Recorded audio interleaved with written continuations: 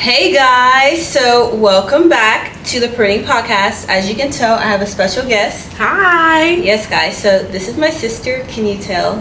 We look just like elbow. I'm just kidding. But yeah, welcome back to the Printing Podcast. Last episode for the month. It's so crazy, it's already been 4 weeks. But yeah, I just wanted my special guest this go round to be my sister, because I feel like she has such a powerful testimony and like something she's still walking through. None of us are perfect, like we're still walking through our testimonies, and she's just a living testimony of that. So yeah guys, thanks for watching, and I hope y'all enjoyed this episode. So yeah, Layla, give them a little information about yourself. Well, as my sister already said, my name is Layla. I'm 17 years old, and basically I'm just a girl, just trying to live right by God, and it's a struggle. It's not an easy thing. It's not like learning the alphabet or learning how to walk. It's a struggle, and I feel like the best way to handle that struggle is staying true to yourself. Exactly. Yeah. So we're just gonna be, I guess, just talking about life and just having some real life conversation. So I mean, we're gonna just talk to each other, I guess. I do not, like, I have a few topics, but like we really didn't talk about like what we're going to talk about. So I honestly don't know like what to talk about. I mean, we have so much we could talk about. I don't know how to nail it down. So I guess we'll just be talking, okay? So I don't know. I want to know, what's the funniest, or what's your favorite childhood memory of us? I guess we can start off with that. My favorite childhood memory of me and you would probably have to be, I have so many of them. I feel like it would be me and you, and also Tarek is in this, on the school bus. We were on our way to school. Don't tell me it's that fight. No. Oh, okay. And you and Tarek were sitting by each other, and I was sitting on the edge, and Tarek whispered in your ear, "I'm not feeling too good." And so you were smart, and you said, "Layla, you want to switch seats? You want to sit by Tariq?" And me, not really knowing, I'm like, "Yeah, okay, I'll sit with my brother." And 5 minutes later, I'm covered in puke because she knew he was going to throw up, but I didn't. So I guess I'd say that's probably my favorite memory of you, because it's just honestly showing how smart and how quick thinking you are. Yeah. I think my favorite memory, I feel like, is whenever we were, whenever we lived at that house in Broussard, and then we shared a room. I feel like we shared a room for a lot of our life, huh? We did. But it was like when we were younger, not when we were teenagers. It's like when we were like 12 or 13. Yeah. No, I feel like younger. I feel like 10. I just remember we shared a room, and like, y'all, this is still like the I mean, we weren't in the olden times, but this is still like a long time ago. Yeah. And I remember we had like a VR. You remember that? Yeah. Or whatever it's called. It's those things. Nintendo? No, like whenever you put them in what you put to watch a movie. Oh, a DVR. A DVR. Yeah, we had it, whatever that's called. We had that, and we had like princess movies on one of them, and I remember we put them in one time, and we just stayed up and watched movies all night. Oh yeah. About princess movies. That's like my favorite memory, and it's very vivid. Aww. But yeah, I know we had a very good childhood. I feel we like. did. We fought a lot during our childhood. Yeah, but we were not as close as we are now. We didn't hate each other, but we strongly didn't like each other. Yeah, we just did not like each other. I always like wanted to be close with you, but you just did not want to be close with me. And that is true, because I kind of wanted to do my own thing, and I just felt like our personalities were so different, and I was like, I don't want to hang around you. But now that we've gotten older, like, I adore your personality, because you're an amazing sister. So yeah, I love it with you. I'm very honest too. Okay, so let's dive into this.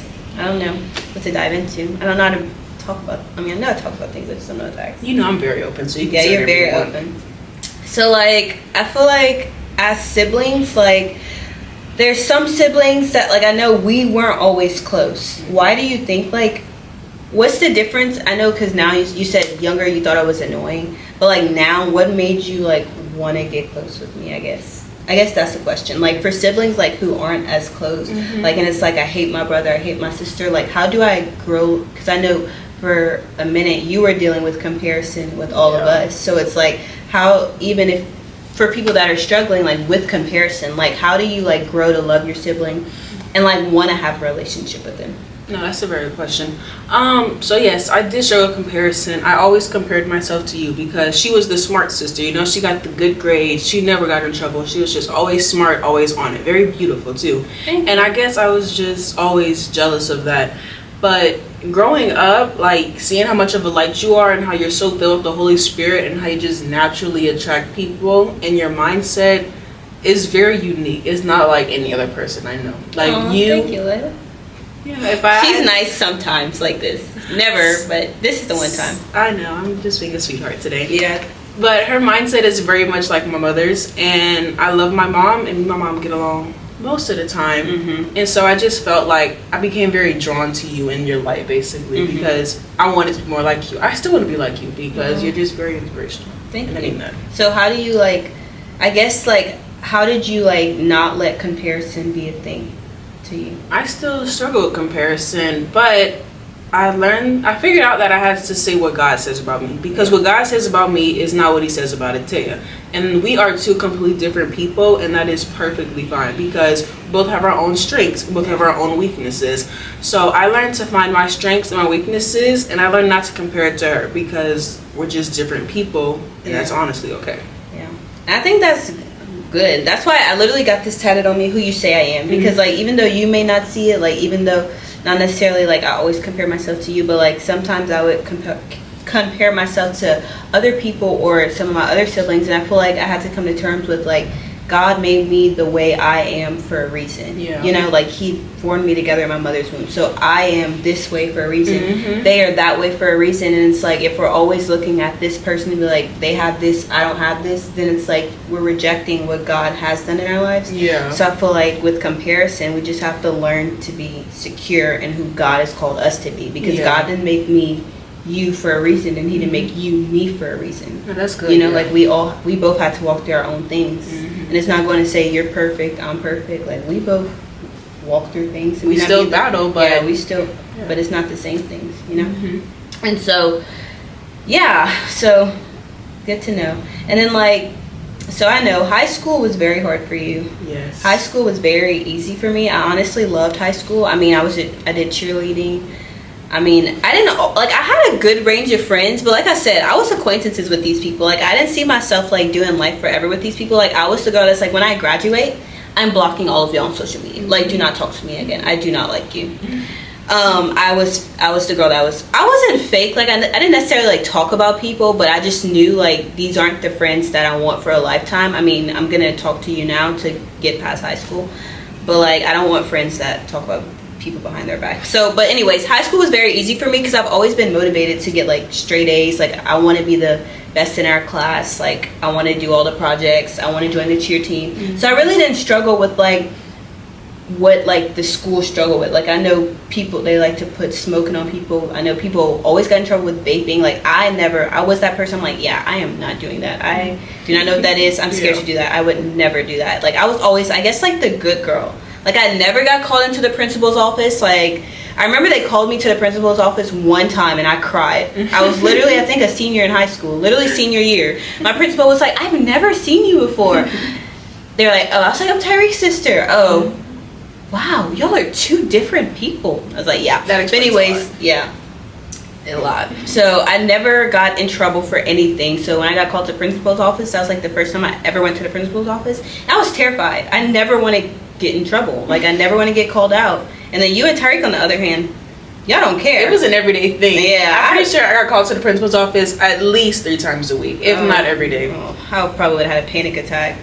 So like how did you're here now, I mean you graduated, and like I know it's still not easy for you, I know you still struggle, but like how did you deal with like temptations and all of that stuff, and like people like forcing things on you? Like I know in high school you weren't like as deliberate as you are now. Like you were still like walking through that, and like you would have your moments. But did you go back to school after Elo's sister or no? Yes. Oh, you did go back to school? So after Elo's sister, so you got delivered at Elo's sister. Yes. This was her senior year of high school. She got delivered, and then you went back to school, and then you went back to the same thing. Yes. And then it wasn't until you had like a real encounter with God that you stopped going, or you stopped doing that. Yeah. And then sometimes you struggle with it, but anyways.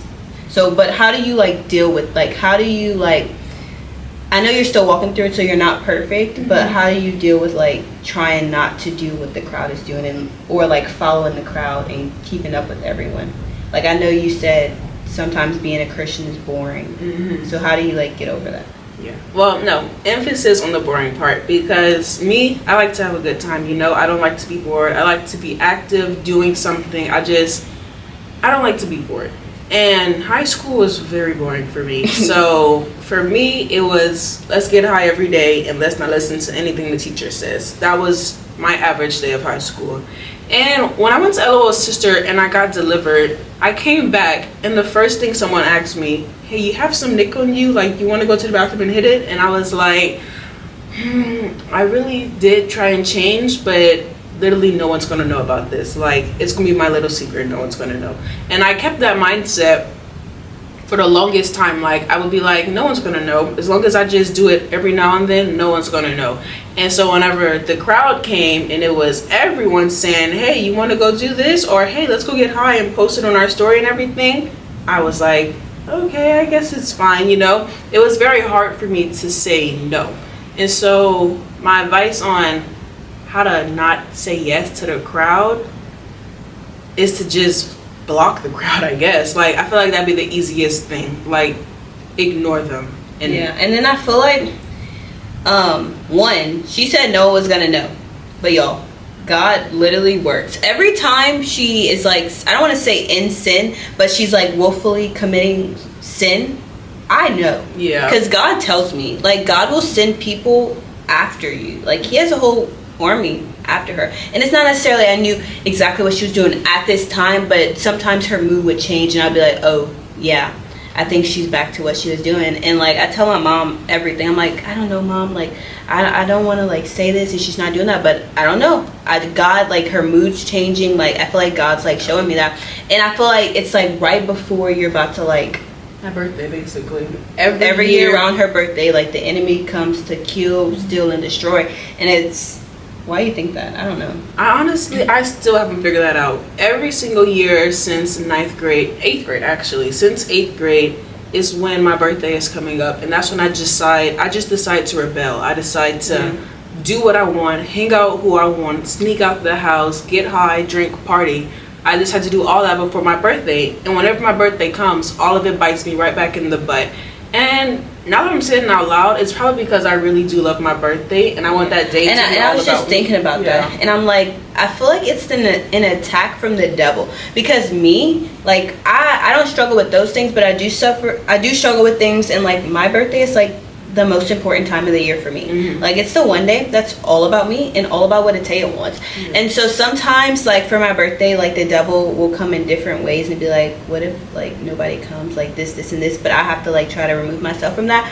But I feel like the devil comes and attacks us during our most important days, because like, he doesn't want us to be happy or feel content. Like, he doesn't want us to feel like we're as special as celebrating, you know. I feel like he wants, like, especially you, because you deal with like being alone or nobody loves you, you know. You were walking through that, and I feel like he wants you to be like, for instance, you get in trouble for your birthday and then it's like you're not celebrating it, so he wants you to be in deep thoughts of like, yeah, nobody loves you, like, no, your birthday's not worth celebrating. And so it's like he does all these things that are like temperamental, that feel good at the time, and then everything plans out and it's like, yeah, see, like, you're nothing, like, they don't love you. And I feel like it's every single year, no doubt, around your birthday. It is. It's been like that for like the past 5 years. Yeah.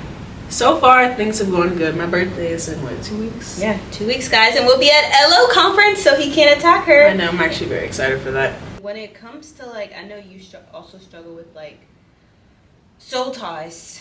And, like, I remember, like, in high school, you were connected with this person and, like, y'all were in love, right? So, like, how did you, like, break that soul tie? And y'all literally, like, so she hasn't been to school in, like, what?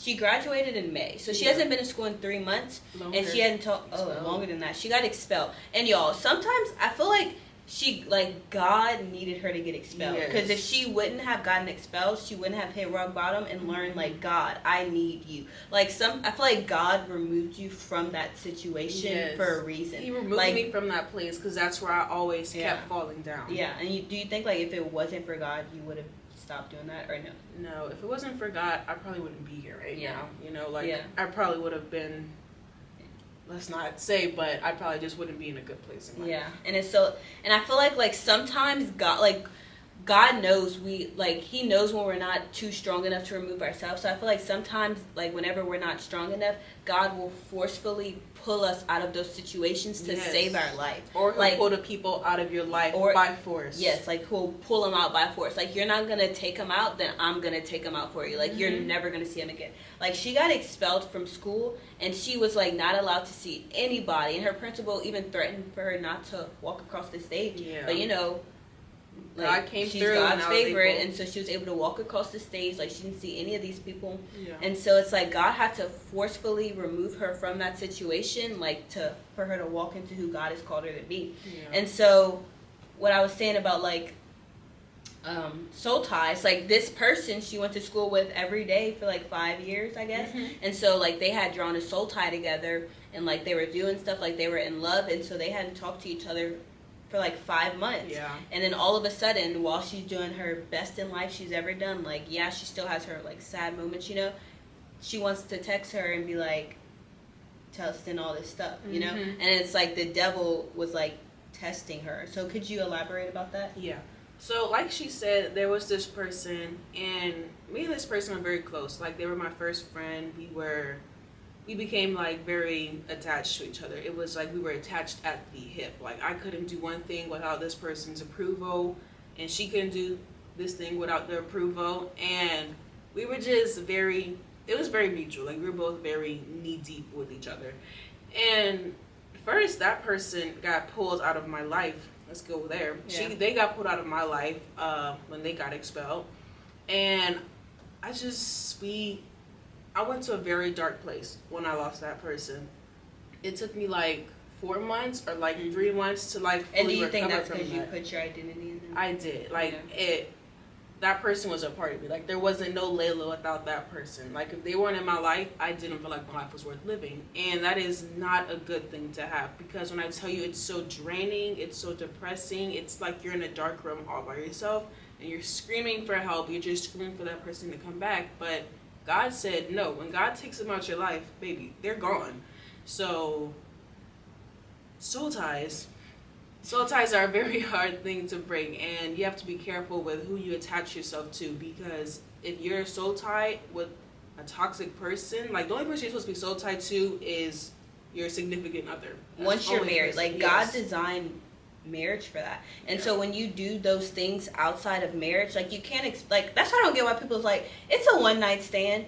No, it's not, because you cannot have sex with someone and not catch feelings for them. Yeah, like, I don't know how that, like, I don't know, because I'm still a virgin. But even in the Bible, he says, like, your souls become one, you know? So, like, whenever people do that, I'm like, are you stupid? Like, of course you're going to be still in love with this person, because, I mean, you're connecting your souls. From a point of view of a person who's not a virgin and who has experienced that, it's the wanting to be loved. It's the wanting to be cared for, or even if it is just a one night stand, it's just you wanting to feel something with someone, even if it's just for one night. And so you may think, oh, it's for one night, but you wake up the next morning and you're like, okay, I really want this person, like, I really need this. But that person, that was just a one night. They don't really want you like that. And so that's why it's very careful that you just hold yourself into a marriage. And I wish I would have stuck by that rule, because that also created another soul tie, which was very hard to break, but thank the God. Yeah. So how did you break it? Prayer. Deep, deep prayer. I was prayed for. I was baptized. And I didn't break it until LOL Sister. Because before I went to LOL Sisters conference, That's an amazing conference, guys. Go! It's in 2 weeks. Y'all should really, I love it. It really changed my life. Because when I got baptized and I came out of the water, God told me, finally free, child of mine. And so whenever he told me that, I felt like I was finally free from every soul tie that I ever had. And of course, you know, when that person comes back, feelings are going to get stirred. But because I was delivered and I know who God said I was able to say no to that person, and I was able to just move on, which was probably the best thing for me. Yeah. That's good.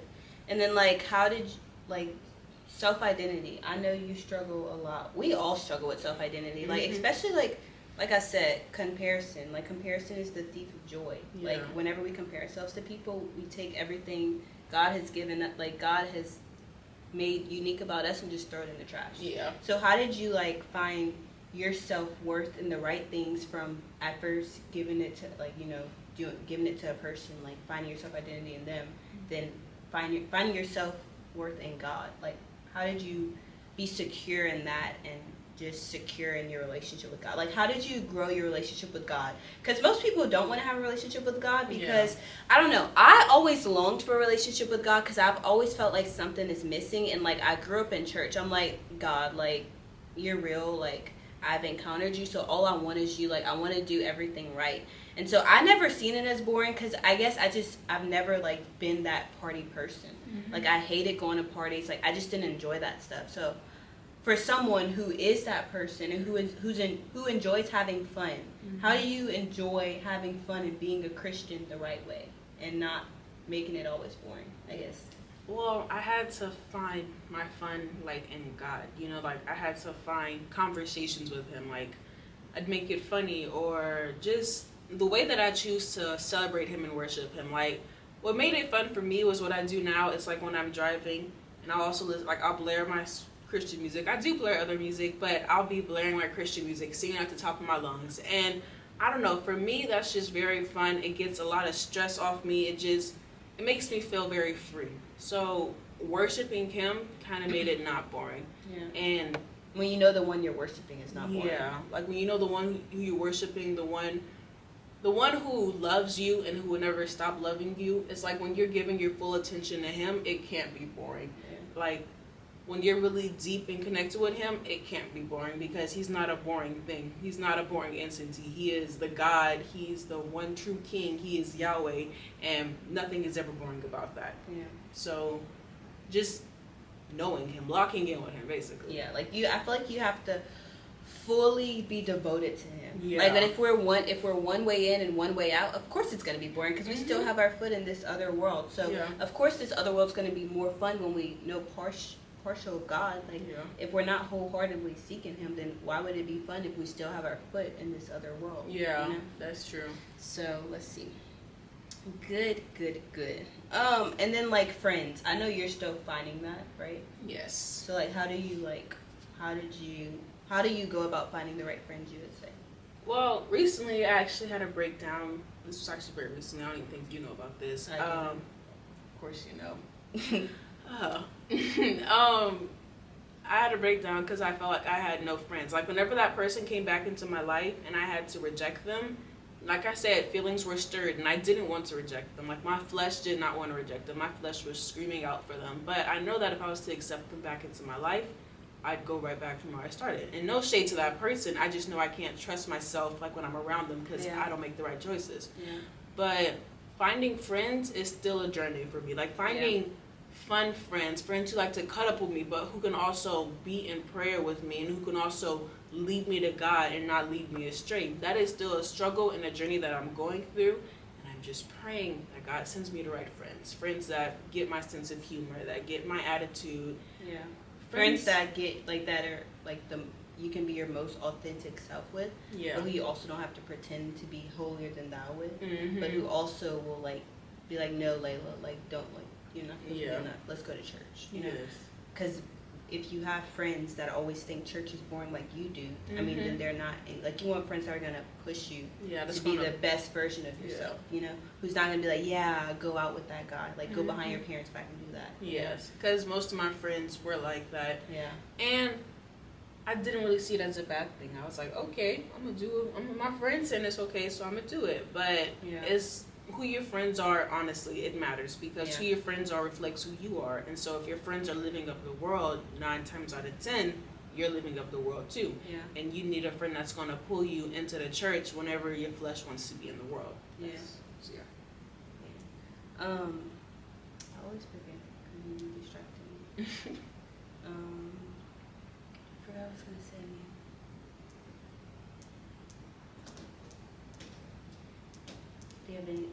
What advice would you give to someone who's currently walking through high school? It's okay. Or going through school. Like, what's some advice, I guess, for peer pressure, what everybody else is doing, fitting in with the crowd, not being the weirdo at school. What advice would you give? Well, my honest advice would be that it's okay to be alone, even though it's hard and not everyone wants to be alone. Sometimes it's what's best for you. Like the cafeteria, first thing, choosing which table you want to sit at, the loud girls, the rude boys, like the cool kids, or like the weird kids, And yeah, that's so good you say it's okay to be alone, because we literally just did a podcast. We were talking about this. Like, I feel like in the alone times, that's our time to seek after God. Yeah, when you're alone, that's when you receive God the most. Yes, that's when we encounter Him the most. Mm-hmm. There's no distractions. It's me and God one-on-one, face to face. And a lot of us aren't okay with that because we're scared to be alone. And I feel like if we're scared to be alone, then we don't know who God is. Yeah. Because when we're with God, it's I may be alone, earthly, but I'm not, God's with me. Yeah. The God of angel armies is on my side. Mm-hmm. He's right by my side. Yes. So you're never not alone. You're never alone. You may be alone with God. Yeah. But you're never you're never alone. Yeah. And it's okay to be alone in the earthly point of view. Mm-hmm. I feel like most people I know I was that person. I did not want to sit at the cafeteria table by myself because I was they're going to think I'm weird, But thankfully, I found that Maddie is still my best. She's the one or maybe 3 best friends from high school that I still have. Mm-hmm. But Maddie, thankfully, we always had lunch together. And so we would always just sit with each other. And so, but that's basically what I want to say about being alone. But yeah, you can finish what you were saying. Oh, I don't even remember what I was saying. The advice. That it's okay to be alone and thug it out, Basically just thug it out, because high school is not forever. Being on this world is not forever. So knowing where your desires are and where your heart is, that's the most important thing. Because you might be sitting alone at that lunch table, but in heaven, you're going to be with the angels, you're going to be with God, you're going to be singing praises. So all the suffering that you're going through on earth, keep in mind that's the same suffering that Jesus went through. But now Jesus is in heaven, and whenever your time, you're going to be in heaven too. And you can be this was worth it because I didn't give in to my earthly desires. I stayed pure and I remained focused on God. So it's all going to be rewarded. So yes. Yeah. It may not be rewarded now, but He's going to reward you for your good deeds. Mm-hmm. He's going to reward you for choosing not to make fun of that person like everybody else is. Yeah. And choosing not to be part of the crowd. It may not feel like it. It may feel like you're all alone and you have no one. But He sees that and He rewards that, Yeah. He's on your side, And then I think my last question would be, give me a second. Oh yeah, this one last question. Okay, last question. How do you not be one? How do you not be a lukewarm Christian? How are you? I guess I don't know if you're still walking through that, being 1 foot in and 1 foot out. Yeah. How do you be no, God, I want to go wholeheartedly after you. Yeah. For me, I can't, this is why I'm interviewing you, because I just know you're still walking through it. Mm-hmm. For and sometimes it can feel why do this is another question. Most people, for instance, some Christians see the people that are partying, smoking weed, the people that are sinning against God are living their best lives. Mm-hmm. It's they look like they're having so much fun. Look at me, I'm so bored. Yeah. Do you think that's true? Can you speak about that? So when you see them living their best lives, it's because they're living the life of the world. They're living out their flesh's desire. And in this world, it's all about what your flesh wants. It's not about what God wants, it's about what your flesh wants. So of course you're gonna see people having the time of their lives doing what they want, because in this world, that's just what the flesh does. But how do I put this? Whenever you're in heaven, you're not going to be seeing people drinking and partying and doing that. You're going to see people doing what you've been doing this entire time, giving praise to God. So you're going to see them living their best lives, but whenever their lives are up and it's short and it's done, they're not going to be having fun. They're going to be burning. Yeah, and then I feel would you agree that all, do you think that is temporary happiness, or it's very much temporary happiness. Getting high, you'll be high for 2 to 3 hours. After that void is going to come back. you'll be drunk for maybe the night. When you wake up in the morning, you'll have a killer headache and you'll still have that emptiness, you know? So why do you think people do that if it's temporary? I just always wondered, like, what's the point of it? They need a fix. Like a crackhead needs a fix of cocaine. That person needs a fix on life just to give their life some type of meaning, some type of excitement.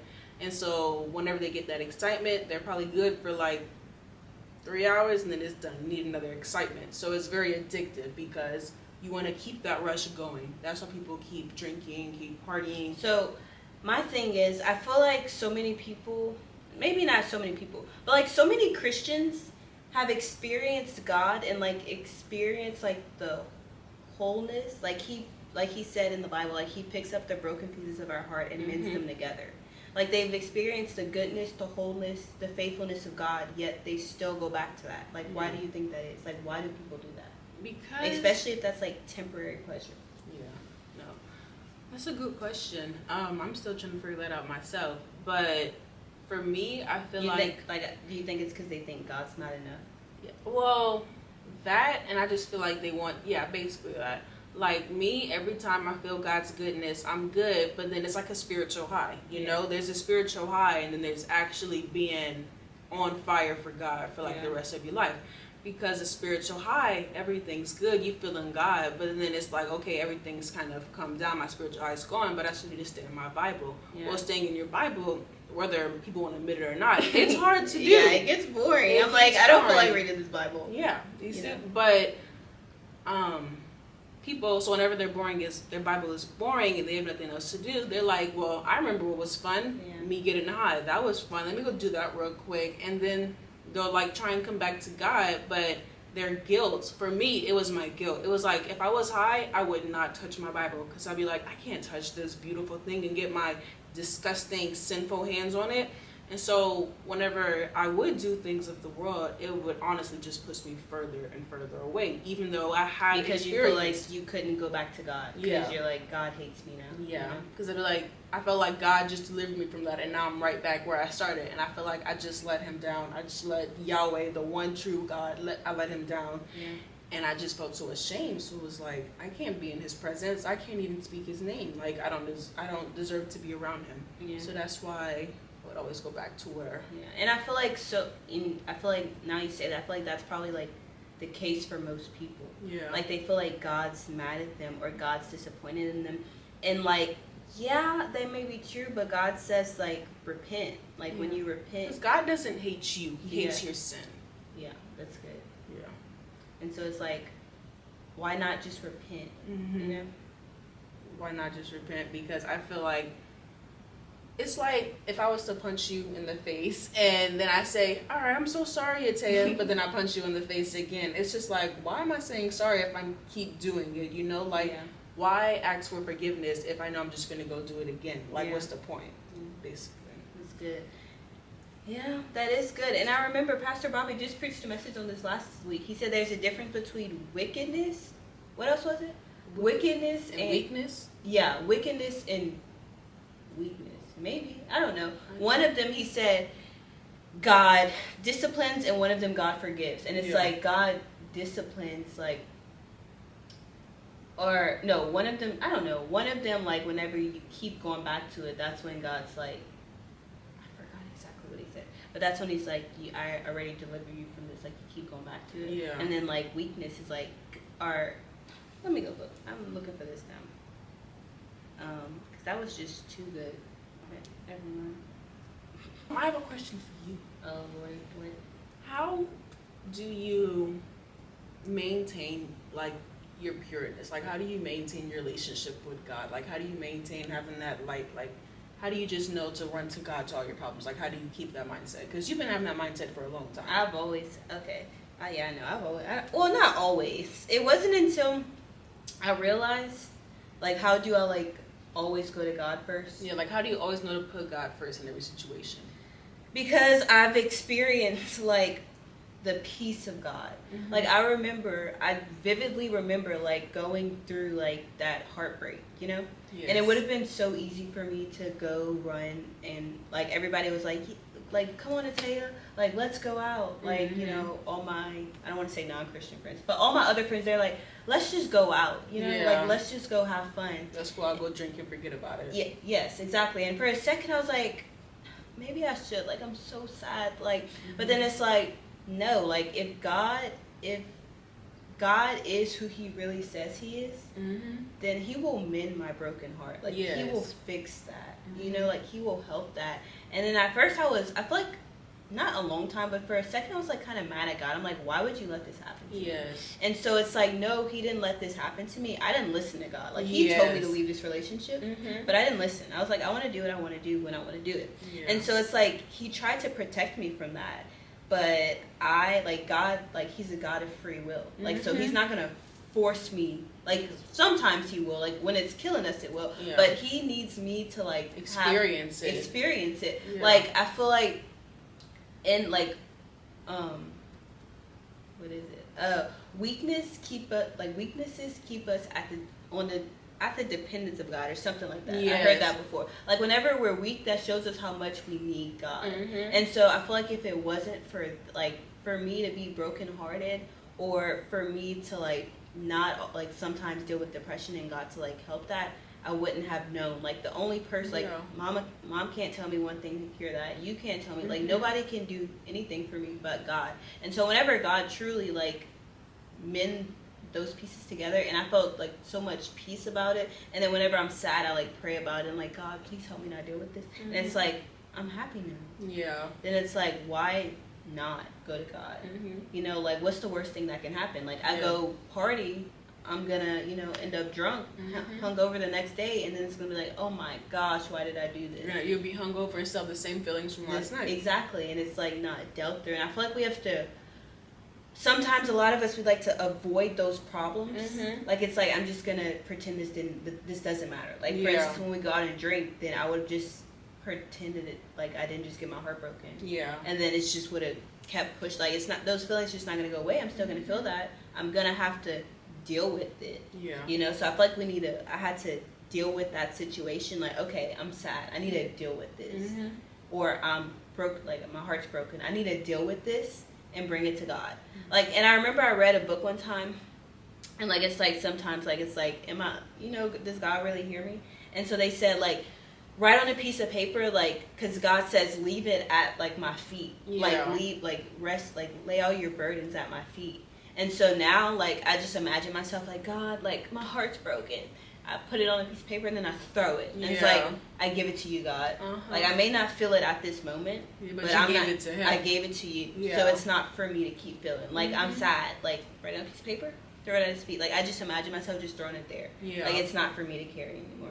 And so I just realized, like, for me, I keep going after God because he truly, like, is a God of miracles, and he's the only person who has picked me up when I was at my lowest.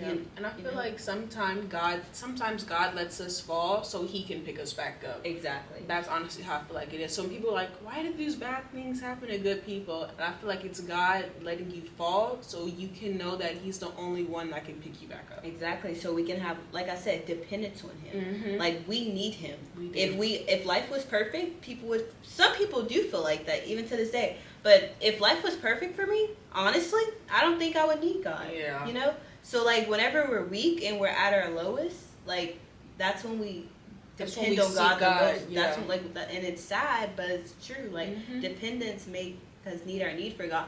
And so I've just come to a point where it's like, I'm at my lowest, I need God, but I'm at my highest, I still need God. Like, I'm not better than God. Like, you need to keep God in your life all the time, not just when you're low. Exactly, because then when we're at our highest and we're like, I don't need God anymore, I'm Gucci. That's when you fall. Exactly. And so it's just having full dependence on God, that he'll pick me up. You know, he's not going to leave me where I was at, because what's better than God? Nothing.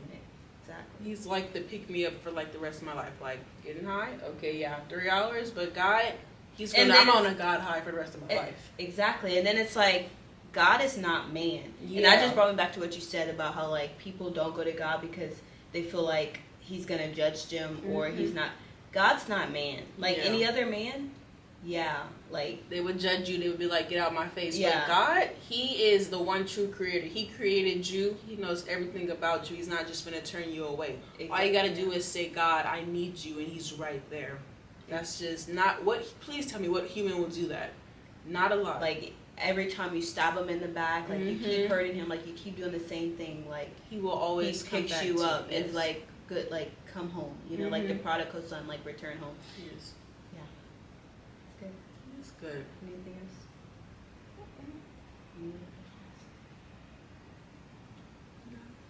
Okay, guys. Well, thanks for watching. This has been such a good episode. It's probably one of my favorite episodes. Had some good conversations. So before you leave, this is a question I want to start asking everybody. So what's one piece of advice they can take with them in their life, in this current season of life they're going? Like, what's one piece of advice they can always lean on? Well, I know. What's the best piece of advice you've ever been given? Best piece of advice that I've ever been given is that it's just a bad day. It's not a bad life. That's good. Yeah, my mom told me that. So basically, just because you're having a bad day doesn't mean God has forsaken you. Doesn't mean the world's about to end. It's probably just a crappy day. Maybe you just need to read your Bible and go to bed and wait for the next day. Yeah, it's not a bad day. It's just a bad day, not a bad life. That's my best advice. That's good. Well, guys, I enjoyed this episode. Thanks, Lay, for coming on my podcast. Thank you for having me. Podcast. Thanks for coming. So fun. But yeah, guys, give it up for Layla. You can follow her on Instagram. She's gonna have to come back, so I want you kind of to give like a debrief of like your brand, your clothing brand. Oh yes. Yeah, but she will definitely be back. So follow her on Instagram at Layla Smith, and per usual, like, comment, and subscribe to the Pruning Podcast, and I will see y'all next Tuesday. I love y'all.